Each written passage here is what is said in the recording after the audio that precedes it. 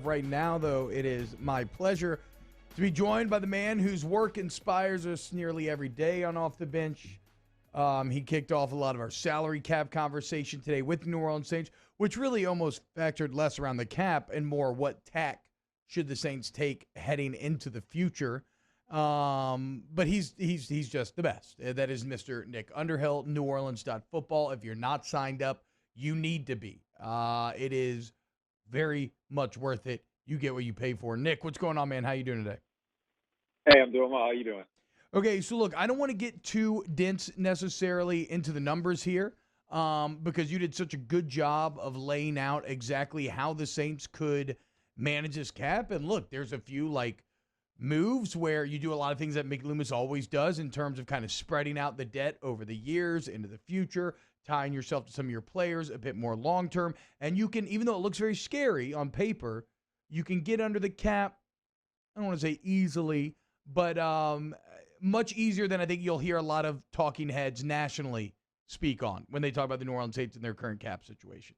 That said, with everything you know and everything that you broke down, Nick, what is the correct choice for the New Orleans Saints going forward? Would you, if you were in a leadership position, would you take this time to kind of hit that reset button, pay off some of that debt, maybe try to get some value out of your current best players and start a new era? Or do you try to carry over a lot of connective tissue from this era, kind of mitigate the damage in the short term, and continue this kind of kicking the can down the road strategy that you've been employing for really for years now?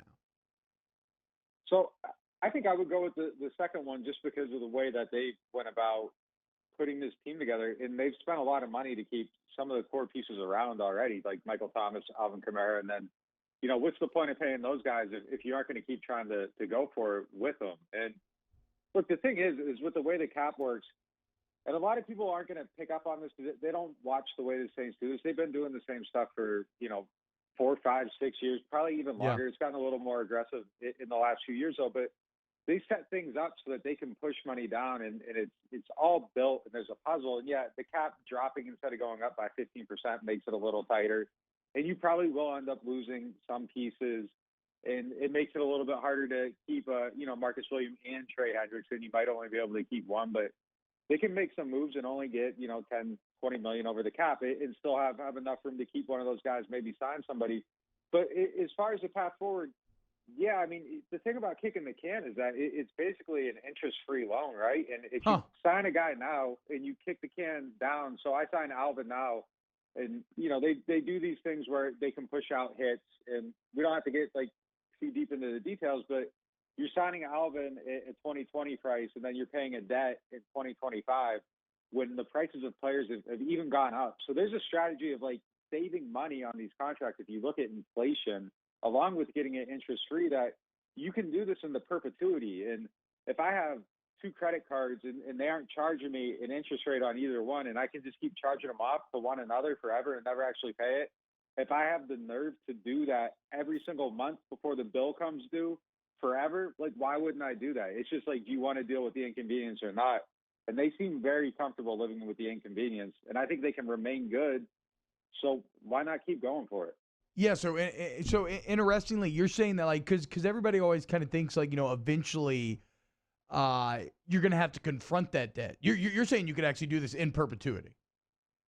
Yeah, there's no reason you can't. If you take $8 million and push it down the road now, next year you take another $8 million and push it down the road. Like at some point, yeah, it's going to come on your books, and you're going to have a dead money hit for Drew Brees, whatever the amount is. But like if you take that amount of money and you use it on other contracts, so like say you have a $25 million dead money hit, but you find another $25 million to push down the road, like that's all you got to keep doing, and you keep doing that, and you never really have to pay the money. I mean, like the funny thing about the conversation about the Saints too is like they do these things. Like when they signed Nick Fairley a few years ago, they put these voidable years on there to push it down the road. So basically it's your signing bonus. If you give a guy $15 million on a signing bonus and the contract's 3 years, you have to pay $5 million a year on the books for 3 years. Well, they add void years on, so you can take that out to 5 years, and then that $15 million becomes $3 million hits, and you lower your cap hit immediately by $2 million. So they do this with Nick Fairley and like all these people that write about the salary cap and talk about the NFL. Like they're talking about how irresponsible the Saints are,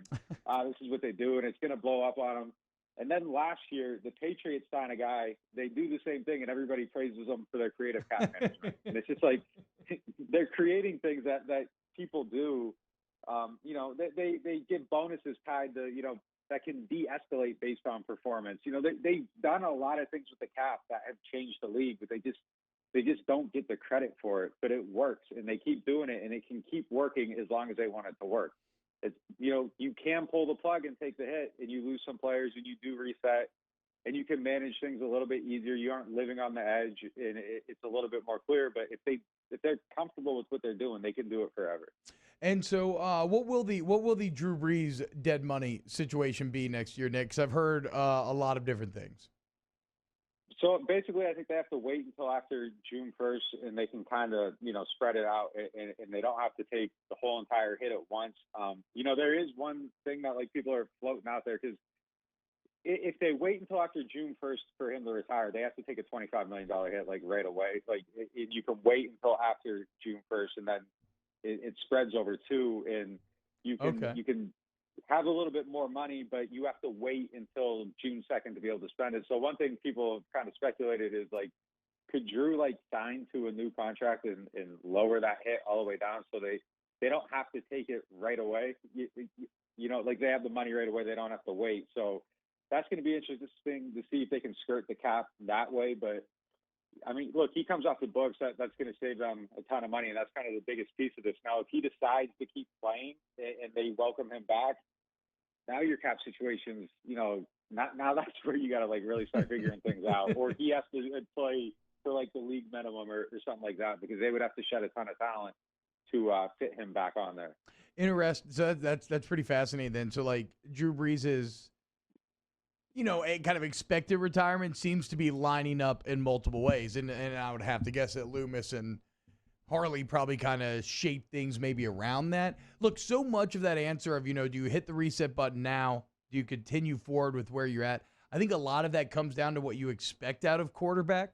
So, like, what do you expect out of quarterback, and what promises to be a very interesting quarterback market in this offseason in terms of names being available? So if I were them, I think I would keep all options open right now. I know they like Jameis a lot, and even coming out of camp, they were talking about like, oh, we got another guy that can be a starter in the NFL. I don't think Taysom shut the door on somebody coming in and competing or taking that job or even replacing him. If you get a veteran guy on the open market, like last year Philip Rivers, the Colts get him, they go to the playoffs. Like I think a guy like that, if you could get in with this roster, I think you're good enough to still have reasonable expectations to compete. Like Drew didn't have the greatest season ever. Like I don't think replacing him is like something that's impossible with the way he played this year, and they still won 12 games and won a playoff game. So if you can get a good veteran, I would be looking at that option. If there's somebody in the draft, I would basically I think all options should be on the table. And then if you do find somebody that is definitely 100% going to be your starter and it's not going to be Taysom Hill, that's when I wonder if you keep Taysom on the team or you let him go because he wants to be a starter. I don't know if he'd be happy waiting another year. He doesn't seem like the type of guy that will become disruptive, but like, do you give him the opportunity then to go somewhere else, find a job where he can compete, possibly be a starter and save $5 million on your salary cap that you can use to, maybe keep a Marcus Williams or somebody else? Is it a sliding scale? Like so when you're talking about pursuing quarterbacks, is it kind of like a sliding scale where the higher quality, the more kind of guaranteed quarterback you want? Like if you were going to go after Matt Stafford or somebody who could potentially get expensive, are you kind of like, do you know that you're going to give up some of the fringe players in order to go after? Like is the quality of quarterback directly related to the amount of guys that end up sticking around on this team? I think so to agree for sure. I mean, like, I think players, look, Brady went to Tampa Bay and all of a sudden, like, everybody in the league wants to go there and they're willing to take less money to play there and they want to stick around and they want to compete. DeMario Davis, he re-signed here. It lower than market value because he felt like it was a place he could compete for championships, and he just liked being there. I think when you're a good team, it becomes easier to attract these players that veteran guys under their career, they just want a shot, and that's when you build your middle class of the roster, and it becomes really strong, and you can kind of build this foundation from the middle out.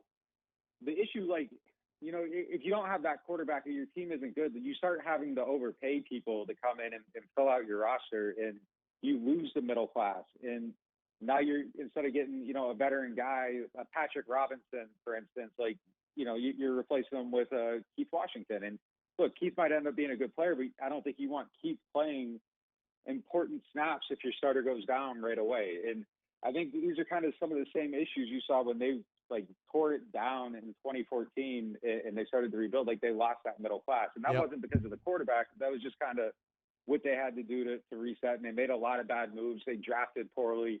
They had to overpay free agents to fill out the roster, and it just deteriorated. And if you do have a good quarterback, I think everything else becomes easier to keep it together because guys know they can come there and they can win, and it's not going to be a miserable situation. And I think when you get to a certain point in your career, that desirableness becomes the number one factor over the money. Interesting. So, okay, give me a quarterback that you're most intrigued by, not named Taysom or Jameis. Oh, man, I haven't even thought about it. If Stafford were out there, 100%, that one makes a lot of sense. I know everybody talks about Deshaun Watson, but I just don't think that's even feasible. The Jets can give him 3 picks within, top 35, plus Sam Darnold. You can't beat that. Who are some of the guys that might be out there? Look, I'm not. Matt Ryan. Does Matt Ryan get made available in some sense or fashion? I kind of feel like the Julio Ryan era in Atlanta is probably over. Stafford's name has certainly come up. Does Jimmy G hit some sort of open market or some sort of trade scenario? And then obviously it's like you said, there's Dak and Deshaun, but both them I don't think are feasible options.